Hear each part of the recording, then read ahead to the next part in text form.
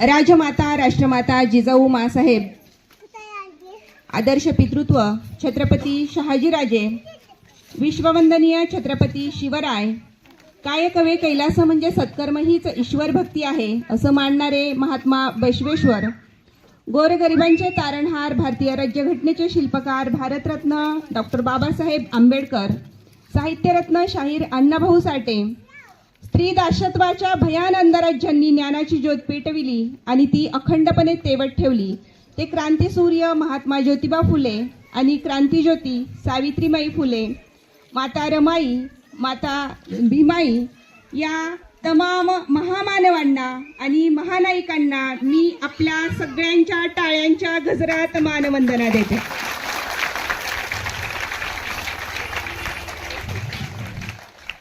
आदरणीय विचारपीठ, आज या ठिकाणी जिल्हा परिषद प्राथमिक शाळा रामपूर यांच्या वतीनं आयोजित तिळगुळ स्नेहमिलन किंवा हळदी कुंकू समारोहाचं जे माता भगिनींसाठी आयोजन केलेलं आहे, या दोन्हीचा संयोग साधून या ठिकाणी उपस्थित असणारे आजच्या या कार्यक्रमासाठी प्रमुख पाहुणे म्हणून लाभलेले आपल्या गटाचे विस्तार अधिकारी आदरणीय पाटील सर, यासोबतच आपल्या प्रशालेचे माननीय मुख्याध्यापक, हरहुन्नरी मुख्याध्यापक ज्यांना आपण म्हणूया, त्यांच्या माध्यमातून या संपूर्ण शाळेचा कायापालट झालेला मी पाहते.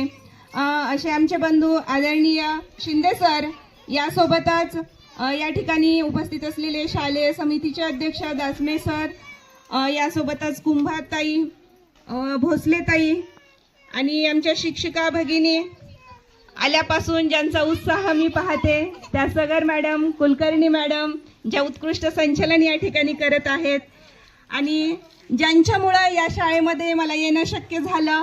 कारण ग्रामीण भागामध्ये यायचं म्हणजे येणं जाणं वगैरे ह्या सगळ्या गोष्टी आल्या आणि ज्यांचं कायमच आपल्या प्रशालेसाठी योगदान असतं, एक काहीतरी वेगळं करण्याची जिद्द असते, असे आमचे बंधू आदरणीय स्वामी सर आणि ज्यांना आपण सर्वजण एक उत्कृष्ट लेखक, कवी म्हणून ओळखत आहात, अनेक पुरस्कार त्यांच्या नावावरती आहेत, असे सुप्रसिद्ध कवी लेखक आदरणीय वैरागकर सर, यासोबतच या ठिकाणी या कार्यक्रमासाठी आवर्जून आज शाळेमध्ये उपस्थित राहिलेले चिमुकले विद्यार्थी मित्र मैत्रिणींनो आणि या कार्यक्रमासाठी 9ला सांगितलं तरी 12 पर्यंत ज्या येत आहेत अशा माझ्या नटून थटून आलेल्या सुंदर सुंदर मैत्रिणींनो, सर्वांना सस्नेह जय जिजाऊ, सप्रेम नमस्कार.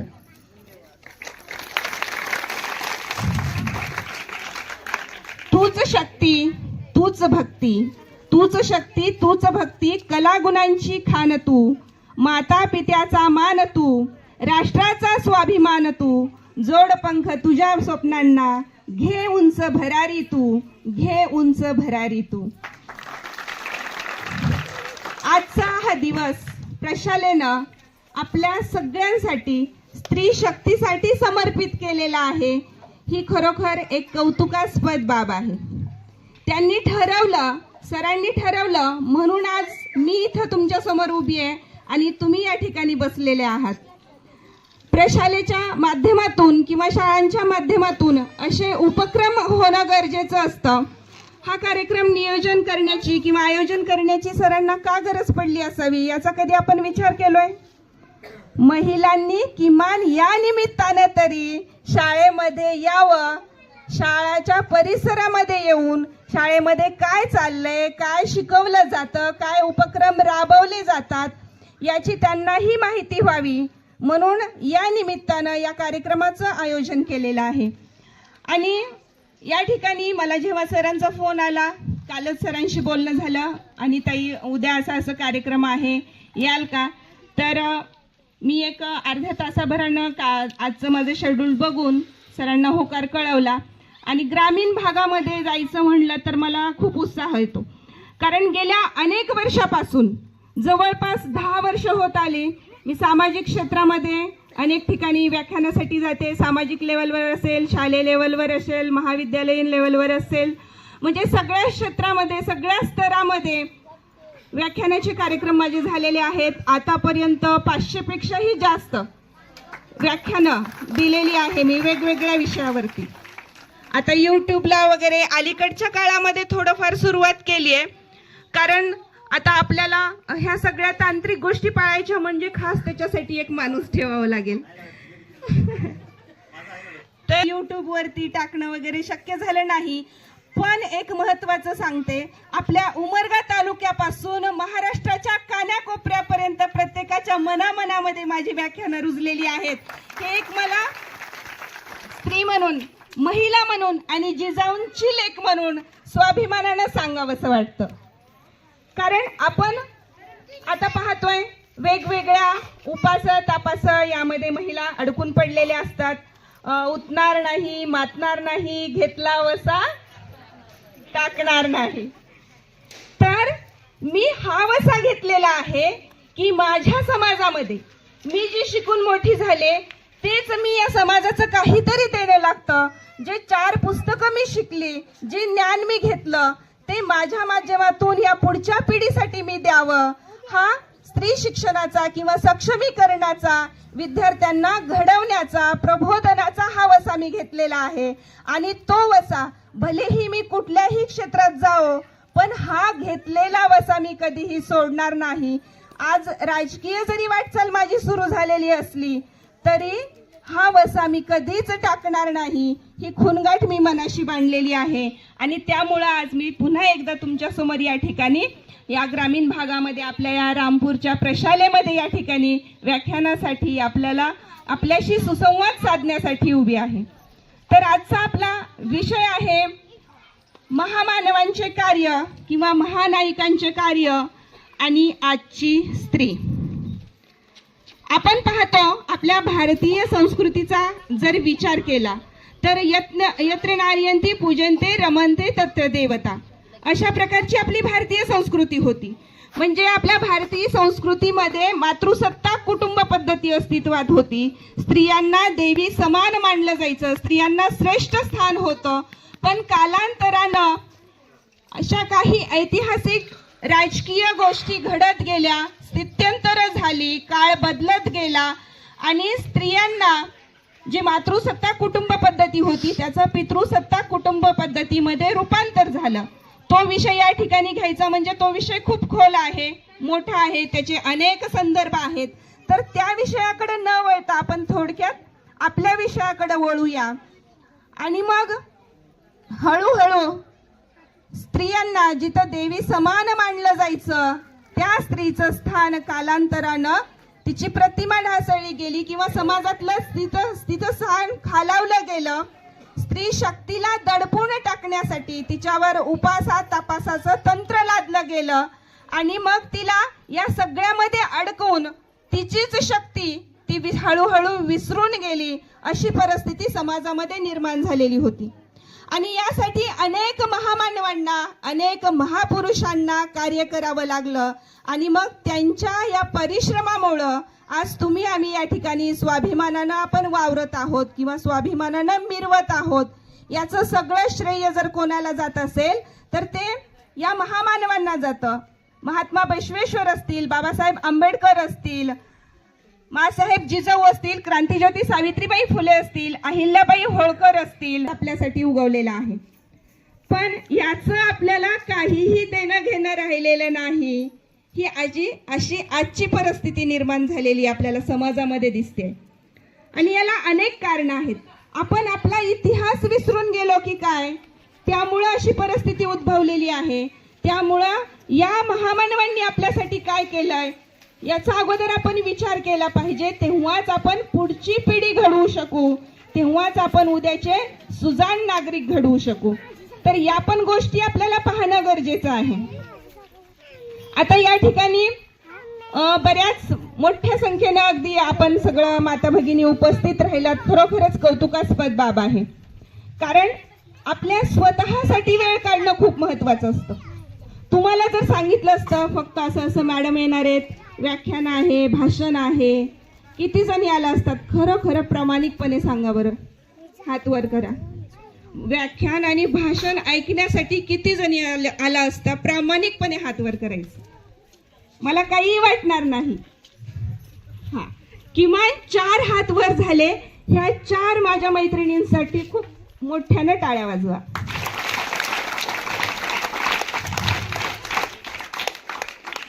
आपल्याला स्वतःसाठी काहीतरी ऐकायला मिळणार आहे, काहीतरी नवा विचार मिळणार आहे. ही इच्छाशक्ती अगोदर आपल्या स्वतःमध्ये असली पाहिजे. तुम्हाला काहीतरी प्रलोभन दाखवून हळदी कुंकाचं उडला लूट काहीतरी वाण लुटणार आहेत वगैरे वगैरे वगैरे दाखवून आता या ठिकाणी तुम्हाला एकत्रित आणलेलं आहे. आता गेट नाही तर गेट बंद करून टाकायला लावलं असतं आणि 3-4 वाजेपर्यंत कोणालाही बाहेर जाऊ दिलं नसतं. पण आता गेट नाहीये, काय करावं. तर आपल्याला अगोदर आपल्या स्वतःमध्ये काहीतरी बदल घडवण्याची इच्छाशक्ती असली पाहिजे, तेव्हाच आपण यांच्यासाठी काहीतरी करू शकणार आहोत.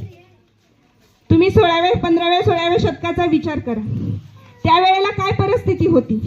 परकीय व्यवस्थेमध्ये परकीय आक्रमण किंवा परकीय वर्चस्वाच्या अंमलाखाली सर्व जनता पिचून निघालेली होती. आदिलशाही, कुतुबशाही, निजामशाही या सगळ्या शाह्यांच्या अत्याचारामध्ये लोक कसे तरी दिवस काढत होते. आणि अशा परकीय गुलामगिरीच्या काळामध्ये आपण एक स्वतंत्र व्यक्ती आहोत असं मानण्याची मुभा नसताना पराधीन पारतंत्र्याच्या काळामध्ये माँसाहेब जिजाऊंनी आपल्या पुत्रासाठी स्वप्न पाहिलं. स्वप्न पाहती जिजाऊ शिवबांनी राजा व्हावे. काय स्वप्न पाहतीये जिजाऊ? स्वप्न पाहती जिजाऊ शिवबांनी राजा व्हावे. गांजलेल्या रेतेला दान स्वातंत्र्याचे द्यावे, दान स्वातंत्र्याचे द्यावे. एवढं मोठं उदात्त स्वप्न माँसाहेब जिजाऊंनी पाहिलं.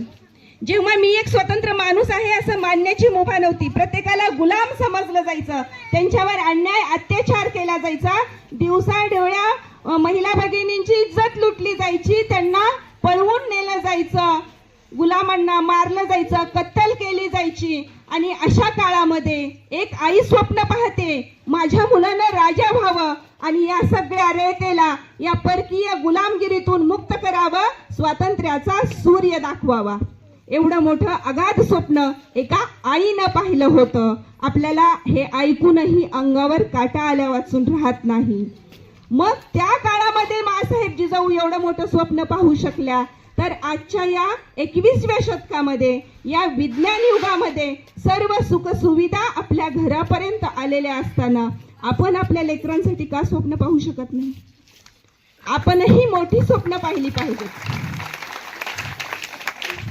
जेव्हा आई घडेल, जेव्हा जिजाऊ घडेल, तेव्हाच शिवबा जन्माला येणार आहे. त्यामुळं आधी जिजाऊ घडली पाहिजे.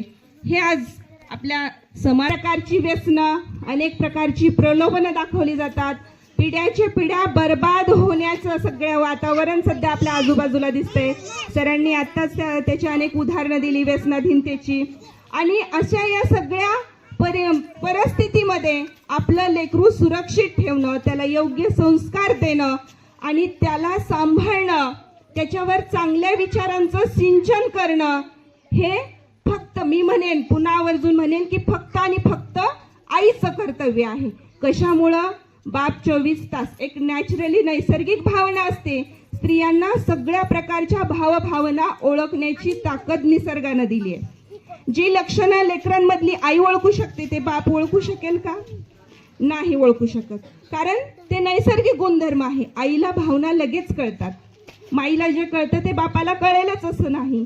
त्यामुळं आपलं लेकरू कोणाच्या संगतीत आहे, ते कसं आहे, त्याच्या चालण्या बोलण्यावरून, त्याच्या प्रत्येक लक्षणावरून, मुलगा असो मुलगी असो, आई लागलीच ओळखू शकते. फक्त आईनं डोळे उघडे ठेवणं गरजेचं आहे. नाहीतर आई व्हॉट्सअपमध्ये आणि स्टेटसमध्ये अडकून पडलेली असेल तर कोणाचंही राहणार नाही. त्यामुळे स्टेटस वर आणायचं असेल तर आईनं अगोदर आपले डोळे उघडे ठेवले पाहिजेत. आपल्या लेकरांकडं सजग दृष्टिकोनातून बघितलं पाहिजे, जागृत भूमिकेतून आपण बघितलं पाहिजे. जिजाऊंसारखं आपल्या लेकरावरती तटस्थपणे एक मायेचं सुरक्षा कवच धरून त्याच्या पाठीशी उभा राहिलं पाहिजे. तेव्हाच उद्याची यशस्वी, सुसंस्कृत पिढी घडणार आहे. यासाठी आपली भूमिका खूप महत्त्वाची आहे. आता तुम्ही विचार करा, या ठिकाणी 10वी पर्यंत शिकलेल्या किती महिला आहेत? हां, 11वी 12वी वगैरे किंवा ग्रॅज्युएशन पर्यंत खूप कमी आहेत. मग त्याच्या पुढचा तर विचारच आपण करू शकत नाही. मग एक विचार करा, तुमच्या अशिक्षित आई वडिलांनी त्या काळामध्ये तुम्हाला किमान 10वी पर्यंत तरी शिकवलं. आज तुम्ही 10वी शिकलाय, तुमच्या मुलांनी मग कुठपर्यंत गेलं पाहिजे? तर ह्या सुद्धा गोष्टी आपण याचा विचार केला पाहिजे. आपण एक आई म्हणून किंवा वडील म्हणून आपल्या लेकरांसाठी कुठंही कमी नाही पडलं पाहिजे.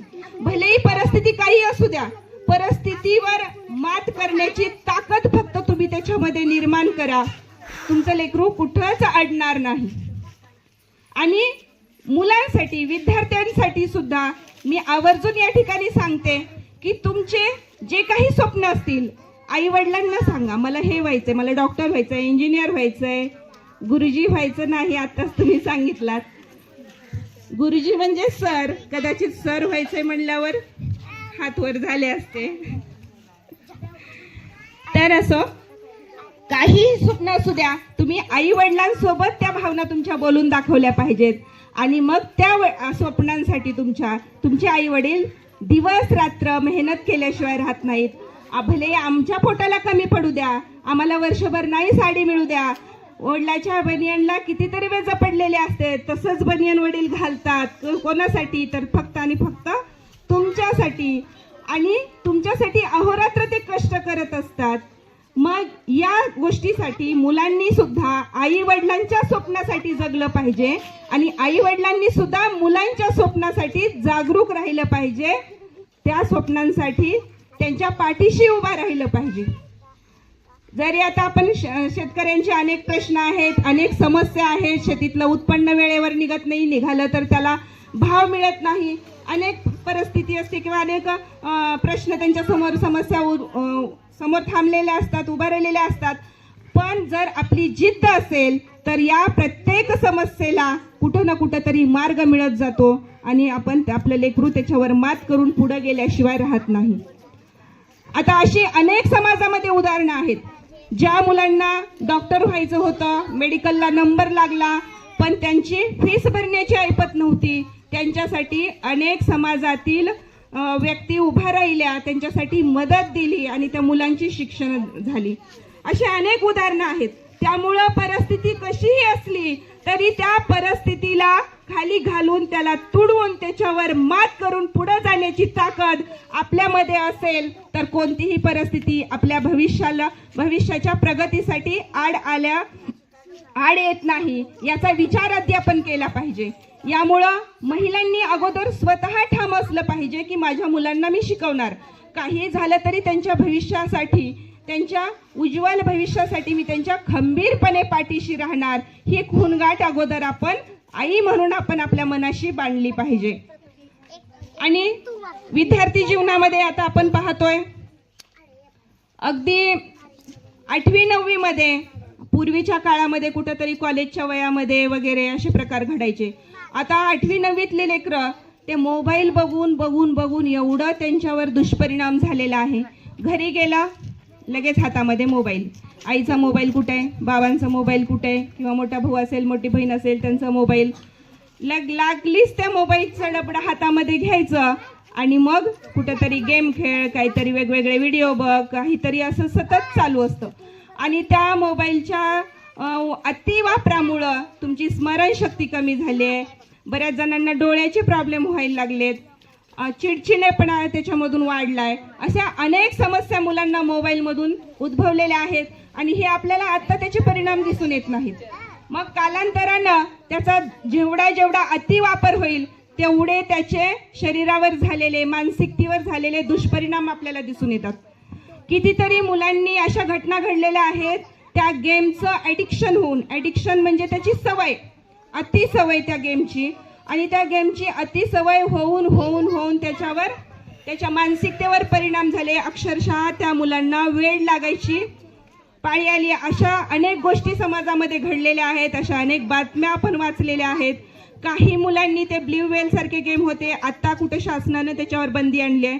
तर त्या गेममुळं, त्या गेममध्ये जसं डायरेक्शन देईल, ते जसं ऑर्डर देईल तो गेम, तशा प्रकारे मुलं वागत होती. त्या गेममध्ये जर सांगितलं की आजचा टास्क आहे तू स्वतःला मार, जखमा करून घे, तर अक्षरशः मुलं स्वतःला ओरबडून घेत होती, मारून घेत होती, चाकूनं बताईनं हातावर कट करून घेत होते. आणि एक तर मला आता नाव आठवत नाहीये सर, एक घटना तर अशी होती, आई वडील क्लास 1 ऑफिसर, आणि त्या क्लास 1 ऑफिसर असलेल्या आई वडिलांना त्या मुलानं मारलं. टास्क दिला होता आई वडिलांना मारायचं, म्हणजे तू स्वतंत्र होशील, तुला गेम खेळण्यावाचून कोणीही रोखू शकणार नाही. आणि अक्षरशः त्या मुलानं त्या आई वडिलांचा खून केला. आणि एक महेशकर मॅडम म्हणून होत्या, त्या पण क्लास 1 ऑफिसर. हां, तर त्यांच्या मुलानं मला वाटतं 7व्या मजल्यावरून उडी मारलेली. हां, गेममध्ये, त्या गेममध्ये क्लास 1. तर गेममध्ये टास्क दिलेली होती स्वतःला संपवण्याची. त्या मुलानं अक्षरशः एकुलता एक मुलगा 7व्या मजल्यावरून खाली उडी मारून जीव दिला. हां, तर अशा अनेक घटना एवढ्या घडलेल्या आहेत की त्या नावं पण आपल्याला लक्षात राहत नाही. तर एवढ्या घटना समाजामध्ये घडलेल्या होत्या. तर हे फक्त कशाचे दुष्परिणाम आहेत? मोबाईलचे. आता मोबाईल वाईटच आहे का? तर त्या मोबाईलमधून चांगल्या देखील तेवढ्याच गोष्टी घडलेल्या आहेत. ज्या मुलांना शिक्षणासाठी खूप मोठ्या मोठ्या क्लासेसला लावता येत नाही किंवा बाहेर शिक्षणासाठी ठेवता येत नाही, मोठ्या सिटीमध्ये ठेवता येत नाही, पालकांची गरीब परिस्थिती असते, अशी मुलं त्या मोबाईलमधले व्हिडिओज बघून त्यांनी त्यांचं शिक्षण देखील पूर्ण केलेलं आहे. जे कमी खर्चामध्ये मोबाईलवर उपलब्ध होत आहे ते शिक्षण घेऊन त्यांनी मेडिकलला सुद्धा काही मुलं गेलेली आहेत. आता ह्या टर्मलाच मध्य प्रदेशमधला मुलगा, तो स्टेटमधून म्हणजे पूर्ण ह्याच्यातून भारतातून पहिला आलेला आहे MBBS मध्ये.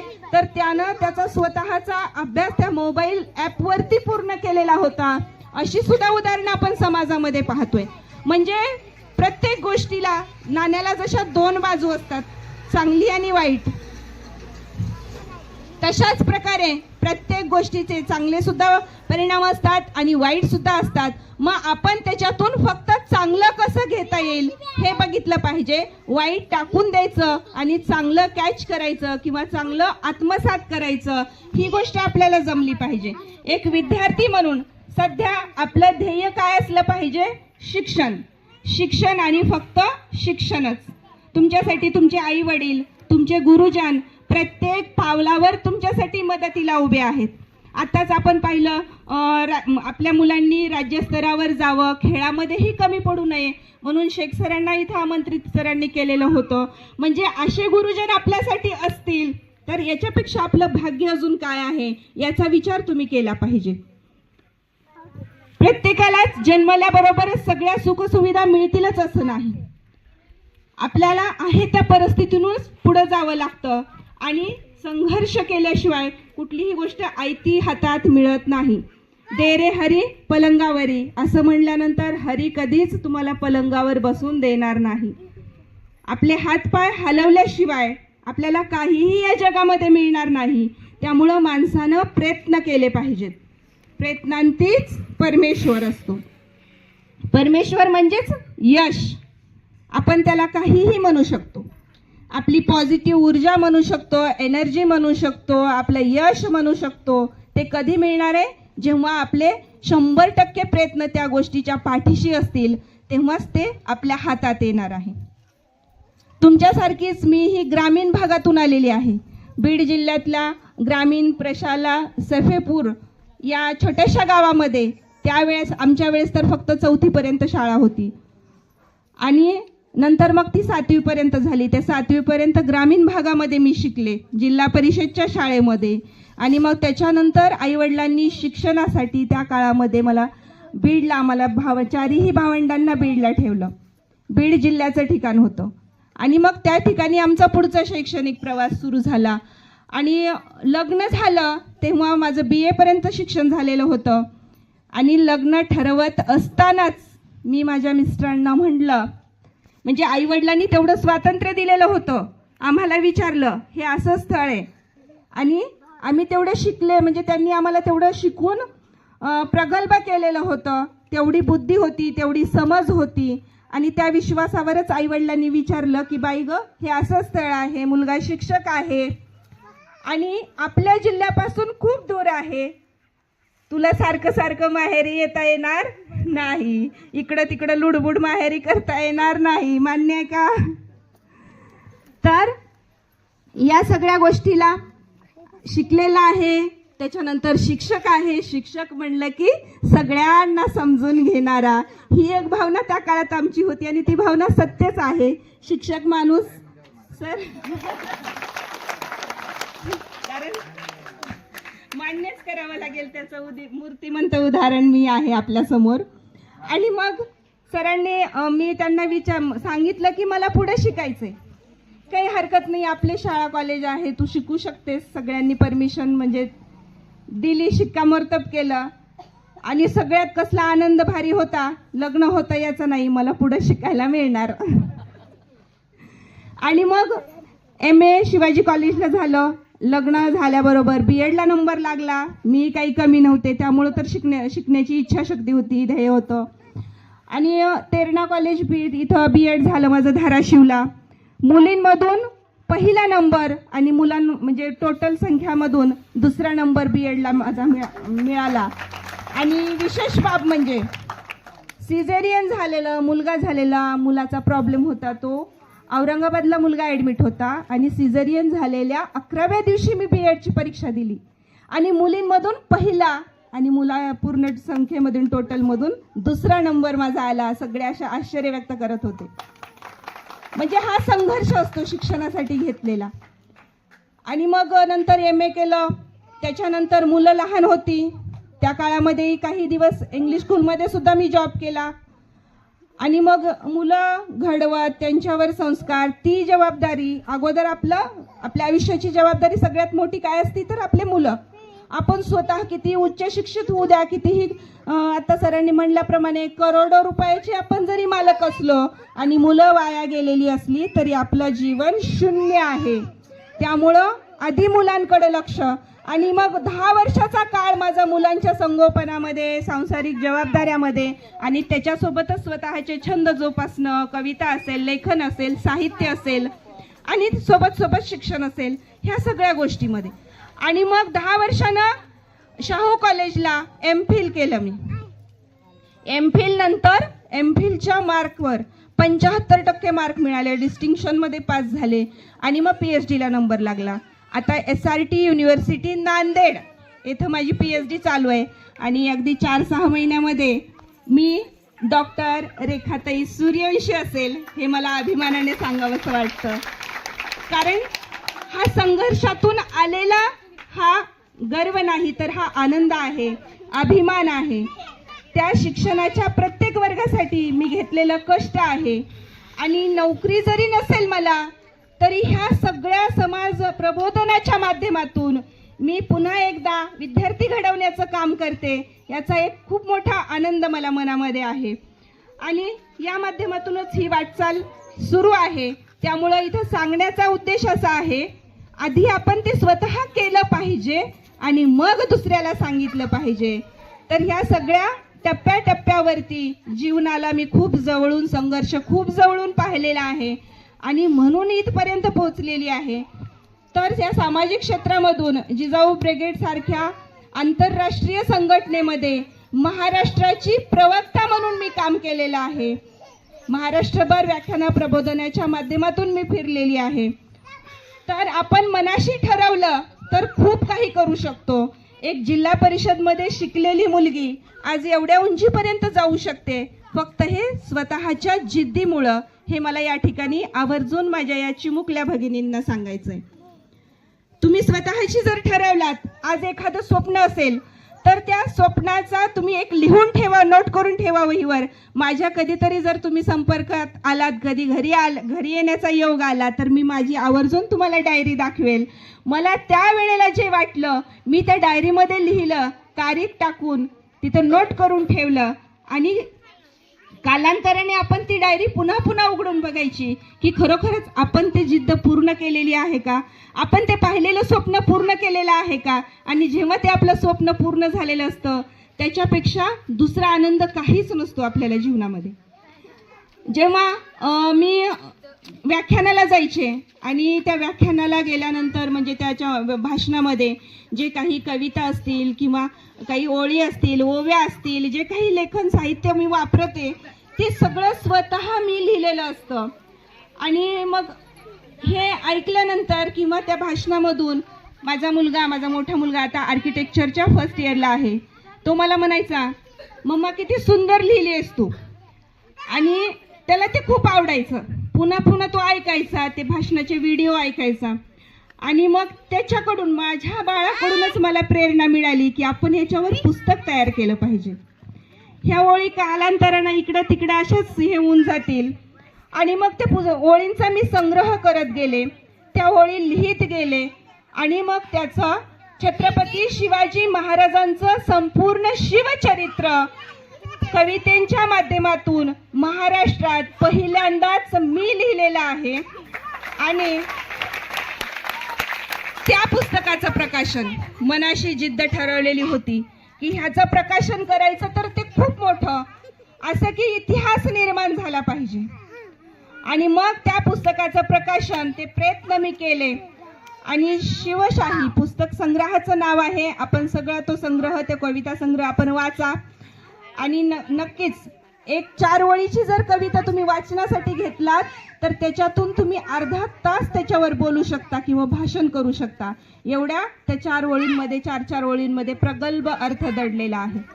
आणि मग ते पुस्तक त्यावेळेसचे तत्कालीन मुख्यमंत्री उद्धवजी ठाकरे साहेब त्यांच्या हस्ते 2021ला शिवनेरी किल्ल्यावरती माझ्या शिवशाही काव्यसंग्रहाचं मुख्यमंत्र्याच्या हस्ते प्रकाशन झालं. आणि सगळ्या न्यूज चॅनलवरती ती बातमी होती. महाराष्ट्राच्या एका कोपऱ्यामध्ये, कर्नाटक आणि महाराष्ट्राच्या बॉर्डरवर असलेल्या उमरगा गावातील एका कन्येचं, एका महिलेचं पुस्तक, शिवशाहीचं प्रकाशन शिवनेरी किल्ल्यावरती होतंय, शिवजयंतीला होतंय आणि मुख्यमंत्र्याच्या हस्ते होतंय. ही फक्त माझ्यासाठी नाही तर माझ्या धाराशिव जिल्ह्यासाठी आणि माझ्या बीड जिल्ह्यासाठी, सासर आणि माहेर दोन्हीसाठी सुद्धा अभिमानाची गोष्ट होती. अगदी सगळीकडून अभिनंदनाचा वर्षाव झाला. खूप लोक भेटायला आले, अनेकांनी सत्कार केला, प्रोत्साहन दिलं, कौतुक केलं. एवढं मोठं कार्य म्हणजे आपल्या हातून जर आपण ठरवलं आणि जिद्दीनं केलं तर ते काहीही होऊ शकतं. इकडचा डोंगर तिकडं होऊ शकतो, आपण जसं आपण म्हणतो त्या प्रकारे जर आपल्यामध्ये जिद्द असेल तर आपण निश्चितच यश गाठू शकतो. हे अनेक माझ्या जीवनामध्ये मी स्वतः अनुभवलेलं आहे आणि ते सिद्ध सुद्धा केलेलं आहे. असे अनेक प्रसंग आहेत. आणि यासाठी आपण महापुरुष